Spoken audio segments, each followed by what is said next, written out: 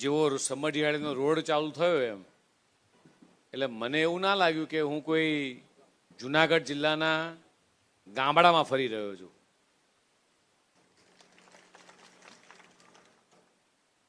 જેવો રોડ અમદાવાદ, સુરત કે વડોદરા મહાનગરની અંદર શહેરમાં જેવો આરસીસીનો રોડ હોય એવો રોડ આ ગામડામાં જોવા મળે તો આને શું કહેવાય? આને શું કહેવાય? તો હવે મારે કાંઈ કહેવાની જરૂર લાગે છે? હવે મારે કાંઈ કહેવાની જરૂર લાગે છે? જેમ આપણા ધારાસભ્યશ્રીએ 1 મિનિટમાં કહી દીધું કે જગદીશભાઈ કહેવાના છે, તો મેં 1 મિનિટમાં કહી દીધું. હા કે ના કહો? આજની આ મેંદડા ખાતેની કાર્યકર્તા સંમેલનની અંદર આપણી સૌની વચ્ચે ઉપસ્થિત આપણા જિલ્લાના પ્રમુખ એવા ભાઈ શ્રી ચંદુભાઈ, આપણા ધારાસભ્ય શ્રી અરવિંદભાઈ, આપણા પ્રભારી જિલ્લાના અરવિંદભાઈ રૈયાણી, પૂર્વ રાજ્ય સરકારના મંત્રી, એવા જ સહકારી આગેવાન અને પ્રદેશ યુવા મોરચાના પ્રભારી કિરીટભાઈ, રવિભાઈ, યશવંતભાઈ, રમેશભાઈ, મુળુભાઈ, સુરેશભાઈ, હરેશભાઈ, વિનુભાઈ કથિરિયા, હેમેન્દ્રભાઈ, હિરેનભાઈ, ચંદ્રેશભાઈ ખૂંટ, દિનેશભાઈ વેકરિયા, વિનુભાઈ રાખસિયા, ડોલીબેન, જયેશભાઈ બોગરા, હમીરભાઈ, દિલીપભાઈ, બહુ જ લાંબુ લિસ્ટ આપ્યું ચંદુભાઈ, અજયભાઈ, મનનભાઈ, વિનેશભાઈ, સંજયભાઈ ચોડવડિયા, સિટી દેસાઈ, રમેશભાઈ ડોબરિયા, વિજયભાઈ અને ભરતભાઈ, આ બધા જ મિત્રોને યાદ કરીએ.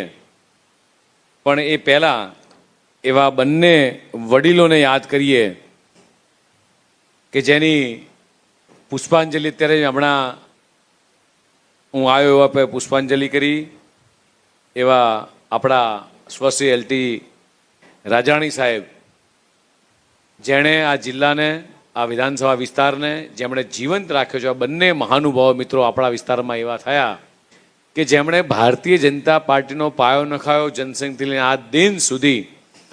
એવા શ્રી દેવચંદભાઈ સોલંકી અને એલટી રાજાણી સાહેબ, આ બંને મહાનુભાવો, એવા વ્યક્તિત્વ, એવું વિરલ વ્યક્તિત્વ આપણા જિલ્લાને મળ્યું હતું મિત્રો, કે જેમણે જ્યારે ભારતીય જનતા પાર્ટીનો કમળ અથવા ખેસ એ અહીંયા કદાચ કોઈ લગાવતું નહોતું, ત્યારથી લઈને આ દિન સુધી એમના પરિવારના બંને દીકરાઓ પણ શ્રી હિરેનભાઈ સોલંકી અને શ્રી વિનુ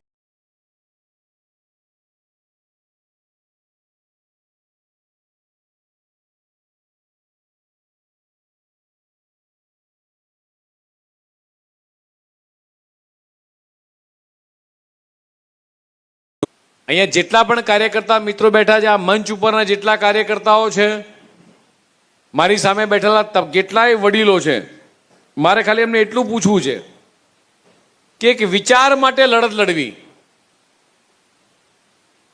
એક વિચારને આગળ વધારવો, આ નાની વસ્તુ નથી હોતી.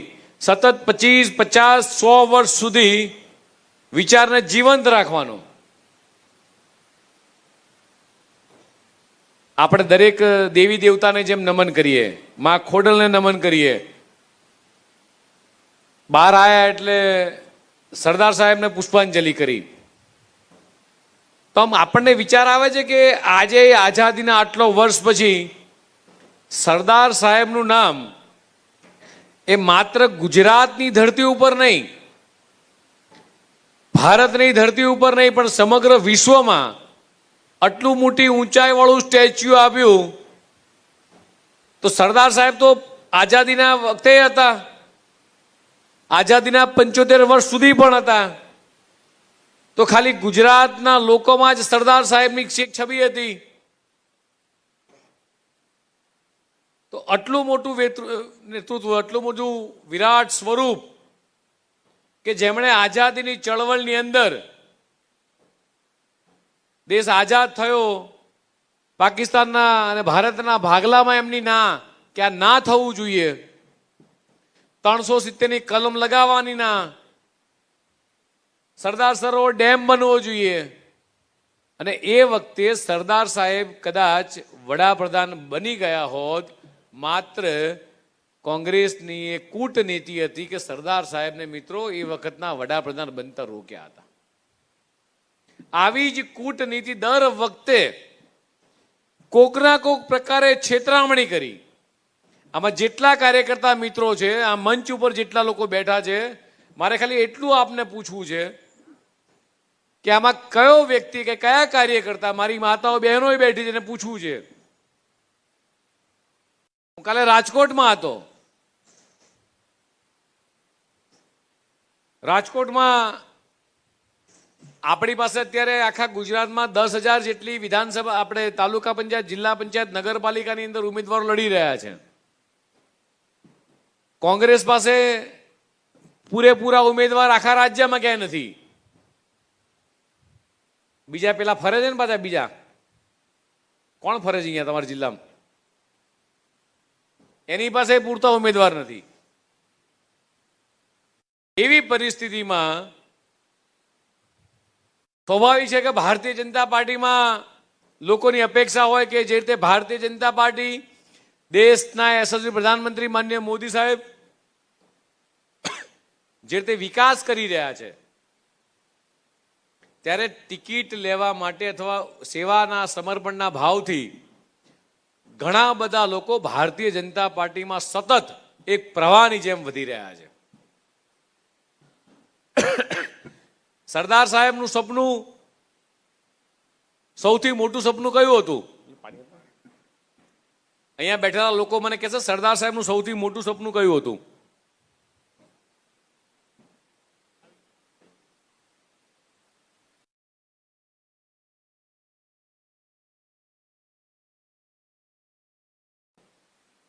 મને કોણ કહેશે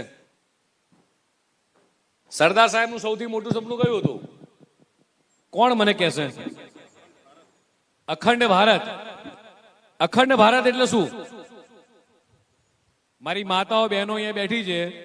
સરદાર સાહેબનું સૌથી પહેલું સપનું દેશ આઝાદ થયો ત્યારે કયું હતું?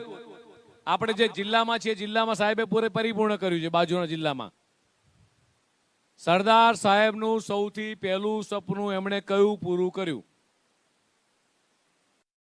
ના, હું હજી એમ કહું છું કે આપણે જે જિલ્લામાં બેઠા છીએ, બાજુનો અડીન જિલ્લો છે, અખંડ ભારત અને બધા રજવાડાને એક કર્યા. 562 રજવાડા એક કર્યા. પછી બીજું કામ કયું કર્યું? હમણાં જ આપણે ખૂબ મોટો પર્વ ઉજવ્યો. તમે કદાચ દર્શન કરવા ગયા હશો. સોમનાથ. દેશ આઝાદ થયો ત્યારથી લઈ એક સપનું હતું. સોમનાથનું મંદિર 17 વખત લૂંટાણું, 17 વખત મંદિરને તોડવાનું કામ કર્યું. અને ત્યારે દેશ આઝાદ થયો ત્યારે એ સપનું પૂરું કરવા માટે એ વખતના કોંગ્રેસના વડાપ્રધાનને કીધું કે આ 100 દેશના તમામ હિન્દુઓનું સનાતન ધર્મનું આસ્થાનું કેન્દ્ર છે અને સોમનાથ મંદિર બંધાવવું જોઈએ. સોમનાથ મંદિરમાં ભગવાન મહાદેવજીની, જ્યાં વર્ષોથી ભગવાન રામે જે મંદિર બાંધ્યા હતા, 12 જ્યોતિર્લિંગમાંનું એક પવિત્ર જ્યોતિર્લિંગ, અને આ મંદિર બંધાવવું જોઈએ. આના માટે તમે સરકારી તિજોરીમાંથી પૈસા આપો અને મંજૂરી આપો કે મંદિર બંધાય. ત્યારે કોંગ્રેસના એ વખતના નેતા અને એ વખતના વડાપ્રધાને કીધું, હું પૈસા નહીં આપું, તમારે મંદિર બનાવવું તો બાંધો, હું સોમનાથનું મંદિર બનાવવાના પૈસા નહીં આપું. અને એ વખતે સરદાર સાહેબે સખાવત ખોલી, મારા તમારા જેવા વેપારી મિત્રો, ખેડૂત મિત્રો પાસે જોડી પાથરી અને પૈસા પડતા ગયા, પૈસા થતા ગયા અને સોમનાથનું મંદિર બનાવ્યું. 1000 વર્ષ પૂર્વે જે મંદિર ઉપર હુમલા થયા હતા, આ તમામ હુમલાઓને ખંડન કરતું હમણાં જ આપણે સોમનાથ પર્વ ઉજવ્યું.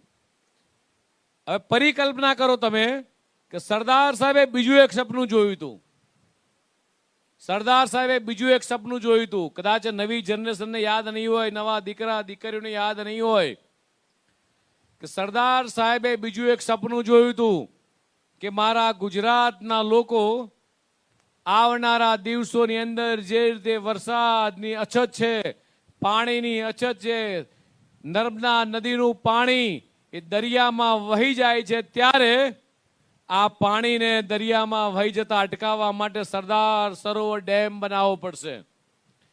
અને આજે એવું કહું છું, અહીંયા જેટલા લોકો મંચ ઉપર બેઠા છે, જેટલા લોકો અહીંયા બેઠા છે, કદાચ એમને ખબર નહીં હોય, એક વખત આંખ બંધ કરીને વિચારી જુઓ કે સરદાર સરોવર ડેમ ના બન્યો હોત, એ વખતે સરદાર સાહેબે જોયેલું સપનું જો દેશના યશસ્વી પ્રધાનમંત્રી માનનીય મોદી સાહેબે પરિપૂર્ણ ના કર્યું હોત, તો આજે જેટલી મારી માતાઓ બહેનો અહીંયા બેઠી છે, આજે માથે બેડા ઉપાડીને પાણી ભરતી હોત, હા કે ના? આમાંથી કેટલી બહેનોએ પાણી ઉપાડેલા છે? કુવામાંથી કેટલા પાણી ઉપાડેલા છે? કેટલા કેટલા બેડા લાવતા? 3 બેડા લાવતા. એક બાજુ કમરમાં હોય, 2 માથે બેડા હોય. મારી બાએ આ જ પરિસ્થિતિમાં ગામડામાંથી માથે બેડા ઉપાડેલા છે. નાના હતા ત્યારે, જ્યારે ગામડે જતા, દેહમાં જતા, ત્યારે મામાના ઘરે જઈએ, એક ફોઈના ઘરે જઈએ, એટલે પહેલા કે આવું તો આવજો પેલા, પણ પાણી લાવવું પડશે. આ પરિસ્થિતિ આપણા દેશની અંદરથી, આપણા રાજ્યમાં હતી. આભાર માનું છું સરદાર સાહેબનો કે જેમણે સપનું જોયું. કોંગ્રેસના નેતાઓને ફુરસદ નથી, કોંગ્રેસના નેતાઓને ગુજરાતના ખેડૂતોની ચિંતા નથી, કોંગ્રેસના નેતાઓને મારી માતા બહેનોની ચિંતા નથી કે માથે બેડું ઉપાડી 2-4 કિલોમીટર સુધી એ પાણી લેવા જવું પડે છે. સવારે કદાચ નાવા ધોવાનું, રસોઈ કરવાનું, એ દીકરો કદાચ તરસ્યો થયો હોય, માટલું ખાલી થઈ ગયું હોય, માં કે બેટા ઉભો રે, ખેતર ત્યાં પાણી લઈ આવીએ, પછી પાણી તને આપો. દીકરો તરસ્યો, ટળવળે, પાણી પીવા માટેનું તો આ પરિસ્થિતિ તમે ને મેં જોયેલી છે.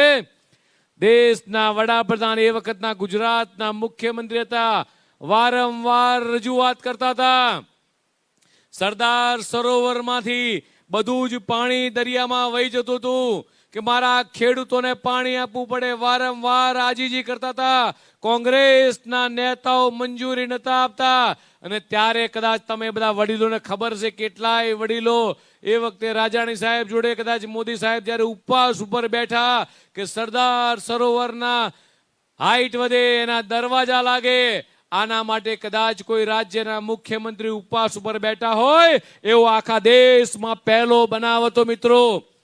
અને વડાપ્રધાન બનતાની સાથે જ સૌથી પહેલું કામ એવું કર્યું, છેલ્લા 60 વર્ષ સુધી એમણે મંજૂરી ના આપી. એક જ બહાનું કાઢતા કે વન વિભાગ વાળા મંજૂરી નથી આપતા, આ ડિપાર્ટમેન્ટ મંજૂરી નતો આપતો. માત્ર 17 દિવસની અંદર દેશના યશસ્વી પ્રધાનમંત્રી માનનીય મોદી સાહેબે એ નર્મદા સરદાર સરોવરના ડેમના દરવાજા લગાવવાની મંજૂરી આપી. જ્યાં સુધી મંજૂરી ના મળી ત્યાં સુધી આખા ગુજરાતની અંદર મોટી કેનાલ, નાની મેજર કેનાલ, માઇનોર, સબ કેનાલ થઈ. અહીંયા જેટલા વડીલો બેઠા છે એને મારે કાલે જ કહેવું છે, 70,000 કિલોમીટર, કેટલી? 70,000 કિલોમીટર. જેમ અમદાવાદથી જુનાગઢ આવતું કેટલા કિલોમીટર થાય? 350 કિલોમીટર. અહીંથી સુરત જવું હોય તો 600 કિલોમીટર. તો એ લાંબુ લાગે છે ને? હા કે ના કહો? એમ કહું, અત્યારે ખરા તડકે અહીંથી તમે જાઓ વિસાવદર, લાંબુ લાગે કે ન લાગે? 70,000 કિલોમીટર. ગુજરાતના ગામડે ગામડે, ખેતરે ખેતરે 70,000 કિલોમીટરનું નેટવર્ક. સરદાર સરોવર ડેમનો દરવાજો ખુલે, જ્યાં દુનિયાનું સૌથી મોટું સ્ટેચ્યુ, જેમ અહીંયા એલટી રાજાણી સાહેબનું સ્ટેચ્યુ છે, મેં પુષ્પાંજલિ કરી, એવી જ રીતે સરદાર સાહેબનું દુનિયાનું સૌથી ઊંચું સ્ટેચ્યુ. કદાચ કેટલાય આમાંથી કેટલા લોકો સ્ટેચ્યુ જોવા ગયા? વચ્ચેના માળથી ગેલેરી સીધા કેટલા લોકો ગયા? ગેલેરી છે, ગેલેરીમાં કેટલા લોકો જોયા? ગેલેરીમાં તમે ઊભા રહો એટલે એમનું 3જા નંબરનું બટન છે, ત્યાંથી ગેલેરી દેખાય છે.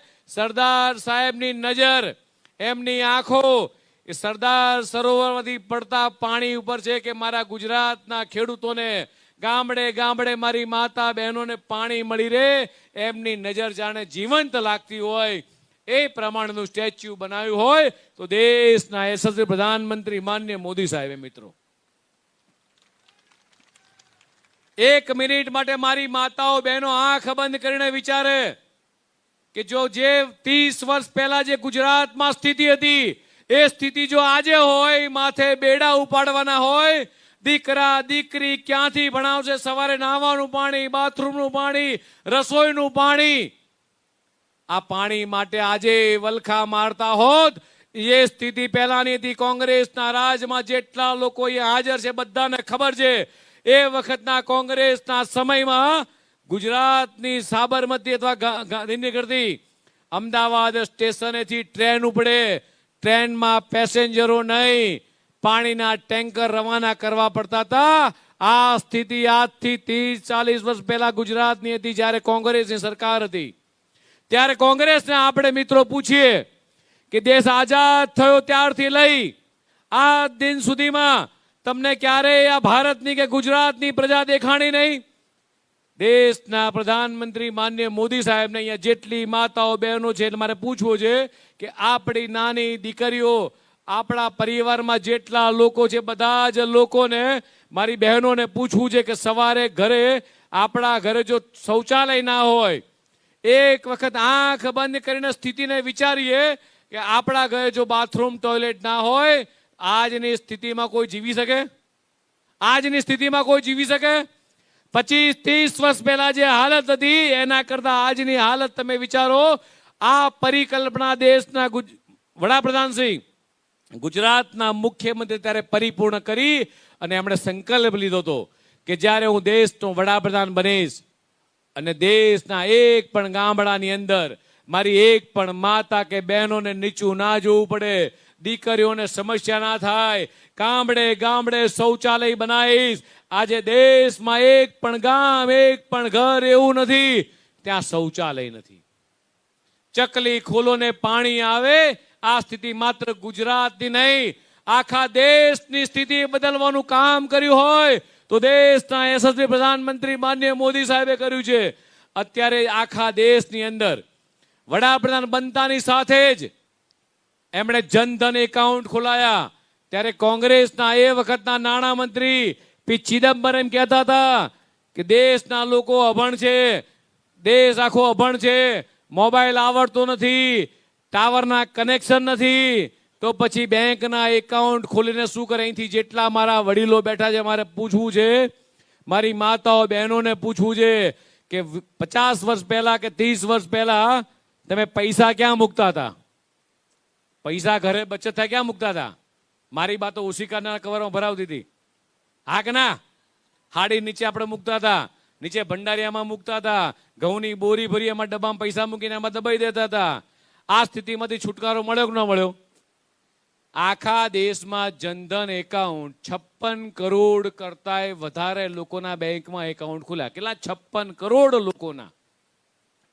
તમારા ખાતામાં જે સીધી સહાય આવે છે, પછી એક કિસાન સન્માન નિધિ હોય, મારો ખેડૂત એ બિયારણ લાવવા માટે કે મારા ખેડૂતને ખાતર લાવવા માટે, જે નાના ખેડૂત એને તકલીફ પડતી હોય, આખા દેશની અંદર આ સ્થિતિ હોય અને વડાપ્રધાન બન્યા પછી એમની આ ખેડૂતોની વેદના સમજે કોણ? તમામ ખેડૂતોના ખાતાની અંદર વર્ષે 6,000 રૂપિયા. કદાચ સરવાળો મારો, કોંગ્રેસ વાળા અફવાઓ ફેલાવે કે 6,000 રૂપિયાથી શું થાય? ભાઈ તમારા વખતમાં તમારા વડાપ્રધાન રાજીવ ગાંધી એવું કહેતા હતા કે અમે જે પૈસા મોકલાઈએ છીએ, હું રૂપિયો મોકલાવું છું, 15 પૈસા મળે છે. અને વડાપ્રધાન એવું કહે છે નરેન્દ્ર મોદી સાહેબ કે હું રૂપિયો મોકલાવું છું 100% એટલે રૂપિયો એ ખેડૂત ખાતેદાર હોય, મહિલા હોય, યુવા હોય, આ બધાના ખાતામાં જમા થાય છે. આ નાની ઘટના નથી. છેલ્લા 30 વર્ષથી ભારતીય જનતા પાર્ટીની સરકાર શેના માટે છે? આખા દેશની અંદર 3 વખત દેશની 140 કરોડ જનતાએ વડાપ્રધાન માનનીય મોદીજીને જે જંગી બહુમતીથી વડાપ્રધાન બનાવ્યાના કેટલા એવા કારણો છે. આમાં અહીંયા જેટલા પણ લોકો બેઠા છે, મારે પૂછવું છે વડીલોને, માતાઓ, બહેનોને, તમારા ઘરની અંદર, આપણા પરિવારની અંદર ભગવાનને પ્રાર્થના કરીએ, ભગવાન ભોળાનાથને પ્રાર્થના કરીએ કોઈના ઘરમાં બીમારી ના આવે. પણ કદાચ અનાયાસે કોઈના ઘરમાં બીમારી આવે, રાત્રે 12 વાગે કદાચ હાર્ટ એટેક આવે, આજથી 15, 20 વર્ષ, 25 વર્ષ પહેલાની અસર શું હતી કે કદાચ કોકના ત્યાં જઈએ, ચંદુભાઈને કહીએ, અરવિંદભાઈને કહીએ, અલ્પેશભાઈને કહીએ કે ભાઈ મને પૈસા આપો, 5,000, 10,000, 20,000, અને ડોક્ટર એમ કે ભાઈ ₹1,00,000 તમારે જમા કરાવવા પડશે, તમને એટેક આવ્યો છે, ₹1,00,000 સ્ટેન્ડ મુકાવવું પડે. એટલે આપણે લાચાર હોઈએ. માતાઓ, બહેનો તરત કે ભાઈ ઘરના વડીલ વ્યક્તિ બીમાર પડ્યા છે, મારા દાગીના ગીરવે મૂકી દો. દાગીના ના હોય એમ કે ઘર ગીરવે મૂકી દો. ઘર ભાડાનું હોય તો કઈ નાની જમીન છે ગીરવે મૂકી દો. ગાય કે ભેંસ વેચી અને પરિવારની સેવા ટ્રીટમેન્ટ કરાવતા હતા. એ પરિસ્થિતિ આખા દેશની હતી. વડાપ્રધાન માનનીય મોદી સાહેબે PMJY કાર્ડ, આયુષ્માન કાર્ડ, એક કાર્ડ આપ્યું, એમના ફોટા વાળું કાર્ડ. હોસ્પિટલની અંદર જાઓ, ઘરના પરિવારમાં કોઈ પણ વ્યક્તિ બીમાર હોય, જુવાન જો દીકરો બીમાર પડ્યો હોય, દીકરાને એમ હોય કે મારી માં બીમાર પડી છે, દીકરાને એમ હોય કે મારા બાપુજી બીમાર પડ્યા છે, હું પૈસા ક્યાંથી લાવીશ? એ લાચારી હોય, કોઈ પૈસા દે નહીં. અને આ પરિસ્થિતિની અંદર આયુષ્માન કાર્ડ એક એટલું મોટું આશીર્વાદ રૂપ સાબિત થયું છે. મિત્રો, આમાં કેટલા લોકો આયુષ્માન કાર્ડ વાપર્યું છે? ઓહો, વાપર્યું. કેટલા પાસે છે?